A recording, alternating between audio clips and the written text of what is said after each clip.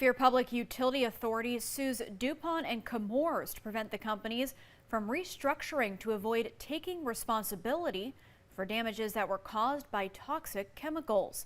This all has to do with Gen X and other compounds known as PFAS that were discharged into the Cape Fear River by Chemours. CFPUA wants damages from DuPont, Chemours, and other related companies. The lawsuit states that DuPont had a history of restructuring to avoid paying out for pollution. Now, when faced with similar legal trouble in 2013, DuPont created Chemours to hold DuPont's chemicals businesses.